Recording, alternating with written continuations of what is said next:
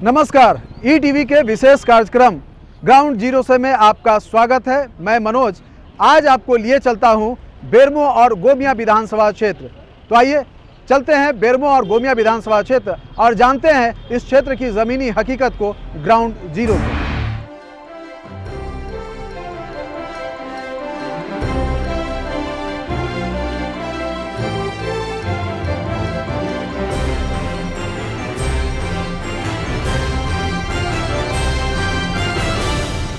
ETV के विशेष कार्यक्रम ground zero से में आज हम हैं गोमिया और बेरमो विधानसभा क्षेत्र में।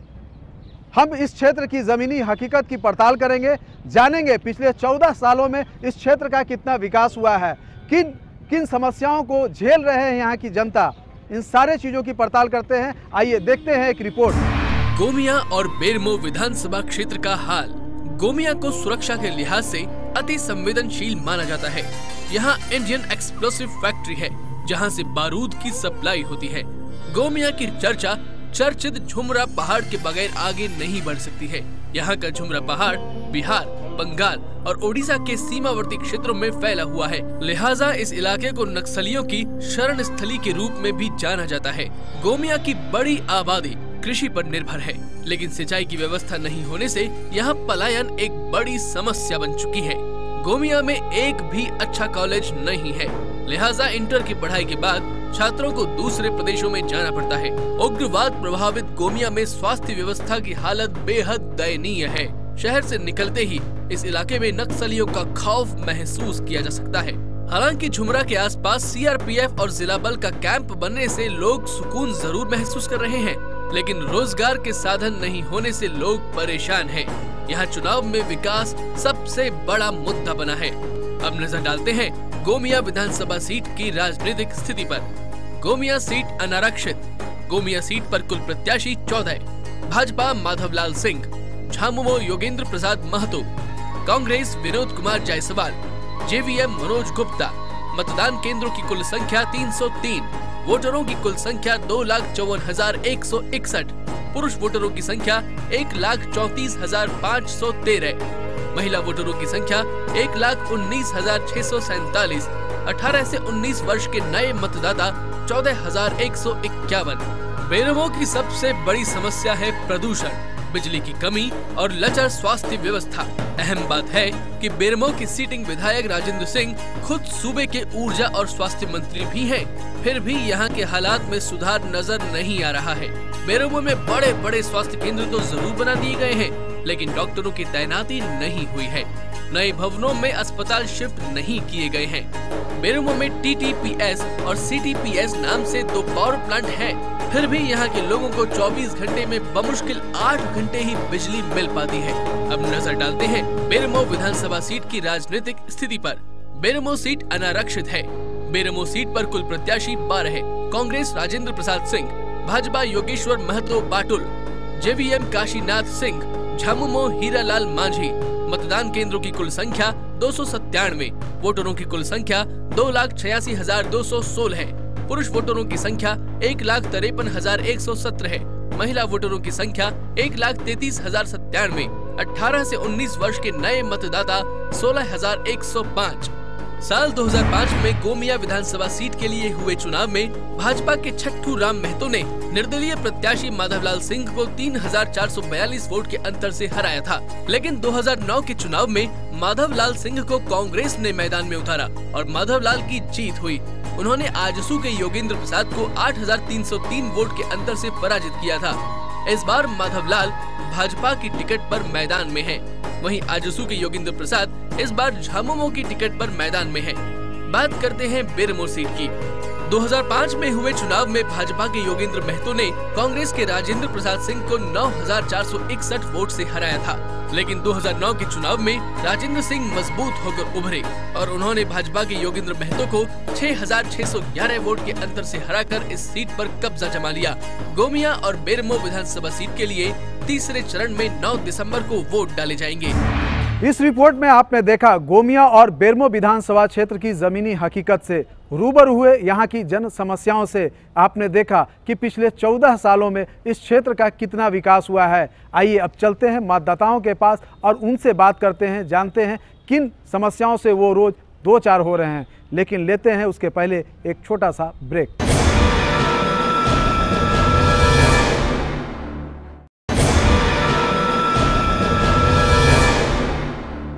ब्रेक के बाद आपका स्वागत है ग्राउंड जीरो से में। आज हम हैं गोमिया और बेरमो विधानसभा क्षेत्र में।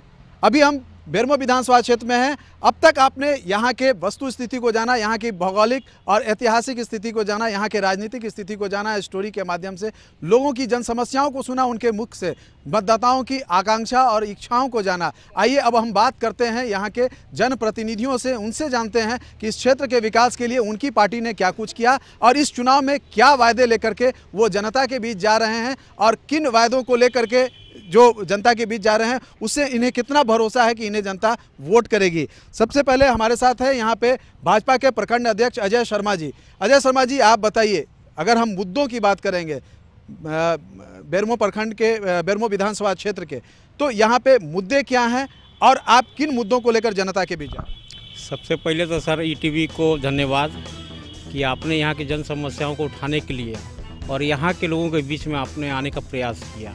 जहाँ तक जन समस्या की बात है तो यहाँ यह एक औद्योगिक क्षेत्र है और औद्योगिक क्षेत्र में आज यहाँ के लोग पलायन ही कर रहे हैं, क्योंकि यहाँ के जो भी वर्तमान जनप्रतिनिधि हैं वो आज नहीं बल्कि ये उनका छठा इलेक्शन है और उन्होंने इस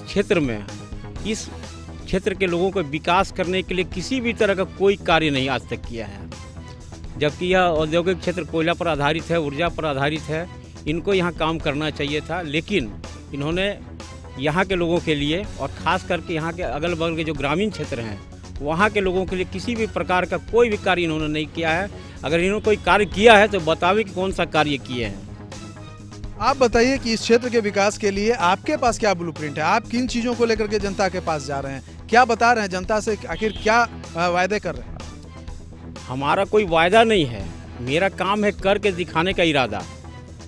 हम आने वाले समय में जब हमारी संपूर्ण यहाँ पर माने ये सरकार जब हमारी बनेगी, पूर्ण विकास के साथ हमारी जो सरकार बनेगी, तो हमारा जो ब्लूप्रिंट है खासकर इस क्षेत्र के लिए, क्योंकि यह कोयला पर आधारित क्षेत्र है, ऊर्जा पर आधारित क्षेत्र है और इसके जो ग्रामीण क्षेत्र हैं वहाँ के लोगों के लिए सबसे पहले शिक्षा, सिंचाई की व्यवस्था और यहाँ कोयला पर जो आधारित हमारा उद्योग है, इसके माध्यम से हम यहाँ के लोगों को किस प्रकार उसमें उनकी सहभागिता हो, उनको काम मिले, उनकी बेरोजगारी दूर हो, इस पर हम लोग काम करेंगे। हमारे साथ जेवीएम की शकुंतला कुमार वरिष्ठ नेता हैं और जेवीएम के यहाँ के युवा मोर्चा के जिला अध्यक्ष हैं दिलीप यादव जी।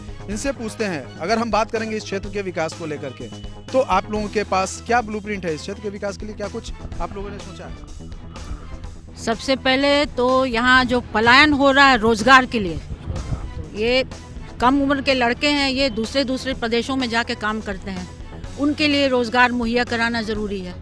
स्वास्थ्य संबंधी भी बहुत यहाँ पर मुसीबतें हैं जो कि लोगों को झेलना पड़ता है। किसी भी सरकारी अस्पताल में किसी भी तरह का सुविधा ढंग से नहीं है। सड़कों का हालत जो है वो तो आप देख ही रहे हैं। मैं आरोप प्रत्यारोप नहीं करना चाहती हूँ, पर इस बार मैं जोरदार शब्दों में कहूँगी कि बाबूलाल जी के जो हैं हमारे खड़े हो रहे हैं हमारे प्रत्याशी, उनको वोट देकर उनको मौका दें ताकि वो इस क्षेत्र के लिए कुछ कर सके। बाबूलाल जी प्रथम मुख्यमंत्री थे, उनके कार्यकाल में एक भी किसी भी तरह का जो है कोई भी तरह का शिकायत घोटाला कभी भी नहीं हुआ। तो मैं यही सब चीज़ें लेके चाहती हूँ कि लोग अपने विवेक से वोट करें। ये तो विपक्षी दलों के आरोपों की बात हो गई। बात अगर हम सत्ताधारी दल की करें तो 14 महीना सरकार में रहने वाले हेमंत सरकार यानी जेएमएम के प्रतिनिधि यहाँ पे मौजूद है विश्वनाथ तुरी जी, जो फुसरो के नगर अध्यक्ष है। इनसे हम पूछते हैं कि सरकार जिन पे लगातार आरोप लग रहा है कि इस क्षेत्र के विकास के लिए कुछ नहीं किया, क्या जवाब है आपके पास? सबसे पहले मैं टीवी वाले को धन्यवाद देना चाहता हूँ कि बेरमो की समस्या के लिए आप लोग चल कर आए हैं, उसके लिए धन्यवाद देना चाहता हूँ।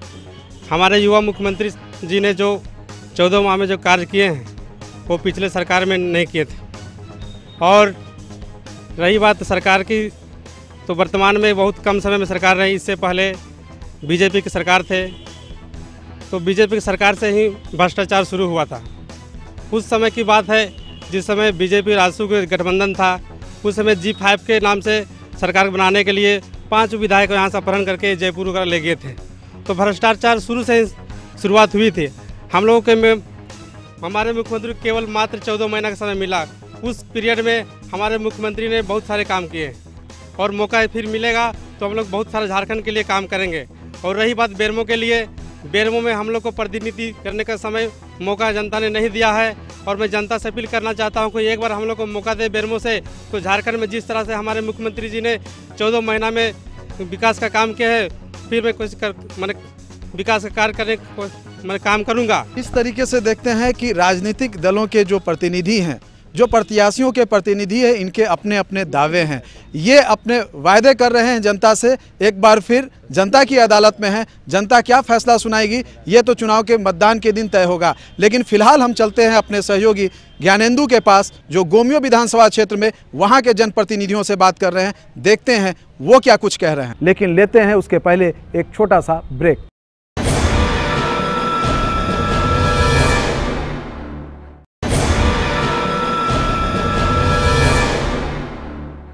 देखिए, इस समय मैं खड़ा हूँ गोमिया विधानसभा क्षेत्र में, जहाँ आज भी आज़ादी के बाद समस्याएं बदस्तूर जारी है। नक्सल, क्योंकि गोमिया विधानसभा से नक्सल प्रभावित क्षेत्र माना जाता है। यहाँ नक्सली समस्या सबसे बड़ी समस्या है, बेरोजगारी की समस्या है, पलायन सबसे बड़ा मुख्य मुद्दा है। यहाँ से लोग पलायन करके बाहर जाते हैं, नौकरी की तलाश में बाहर जाते हैं। हम जानते हैं यहाँ की समस्याओं के विषय में। यहाँ मेरे साथ जनता है, जनता से पूछते हैं, जो मतदाता है मतदाता से पूछते हैं क्या क्या समस्याएँ हैं यहाँ पर, किस तरह की समस्याएं हैं, क्या सबसे मुख्य मुद्दा है समस्या यहाँ पर? सबसे बड़ा समस्या तो अभी तो आवागमन का, आने जाने में लोग का असुविधा है। देखिए, कुछ लोग खड़ी है औरतें जो कि जाने में असमर्थ है, वो लोग कह रहे हैं कि हम लोग कैसे पहुँचे। नक्सल प्रभावित क्षेत्र है, लोग पलायन कर रहे हैं। इस मुख्य मुद्दा, क्या मुख्य मुद्दा आपका रहेगा चुनाव में? विकास मुख्य मुद्दा है। विकास नहीं होने के चलते लोग परेशान हैं। अगर विकास हो जाएगा तो फिर लोग इधर उधर क्या भटकेंगे। कई समस्या है, रोजगार की है, लोग पलायन करते हैं। रोजगार की समस्या है, विकास हो मतलब उस समय सारा समस्या मेकिंग इंडिया चला है। जब यहाँ विकास हो जाएगा तो फिर लोग क्यों पलायन करेंगे, कहीं नहीं जाएंगे। मेन तो मुद्दा विकास का है, विकास करना। क्या क्या समस्या आपको लग रहा है? कोई नक्सल प्रभावित क्षेत्र है गोमिया, क्या लगता है? सर, यहाँ पर बेरोजगारी का समस्या है। बेरोजगारी बहुत बड़ी गंभीर समस्या है। इसके लिए मोदी जी ने तो प्रयास करवे किए हैं मेकिंग इंडिया। अब यहाँ झारखंड, मेकिंग झारखंड का सफल हो जाए प्रयास, सभी जनता का यही उम्मीद है। ऐसा मतलब उम्मीदवार चुने जो बेरोजगारी को। आप हमको बताएं किस तरह का मुद्दा इस बार चुनाव में है? हम लोग को तो रोजगार चाहिए, सबसे बड़ा हम लोग का मुद्दा रोजगार है। उसके बाद हम लोग का यहाँ हो गया जो आवागमन का हो गया साधन, वो हम लोग का सही नहीं है। उसके बाद यहाँ हम लोग का विकास नहीं हो रहा है। लाइन का समस्या बहुत बड़ा है। बिजली हम लोग को 8 से 10 घंटा भी मिल रहा है। सबसे बड़ा तो ये भी समस्या है। देख सकते हैं यहाँ पर गोमिया में बहुत सारी समस्याएं हैं, लोग अपनी समस्याओं को रख रहे हैं। सबसे बड़ी समस्या यहाँ पर उग्रवाद प्रभावित क्षेत्र है, पलायन है, पानी की समस्या है। लोग धीरे धीरे अपनी समस्याओं को रख रहे हैं। अब हम लोग चलेंगे अगले सेगमेंट में, जहां हमारे जनप्रतिनिधि रहेंगे, उनके प्रतिनिधि रहेंगे, उनसे बात करते हैं। मतदाताओं की बातों को हमने सुना, अब हम लोग रूबरू होते हैं यहाँ के जो जनप्रतिनिधि हैं, उनके लोग कुछ आए हुए हैं, उम्मीदवार है वो भी हमारे साथ है। आइए हम चलते हैं, उम्मीदवार है जेबीएम के उम्मीदवार, उनसे बात करते हैं। मनोज गुप्ता जी हैं, क्या लगता है इस पर मुद्दा क्या रहेगा आपका? क्योंकि अति उग्रवाद प्रभावित क्षेत्र गोमिया है, यहाँ विकास की किरण अभी तक नहीं पहुँची। क्या लगता है किस मुद्दा को लेकर आप आए हैं आप?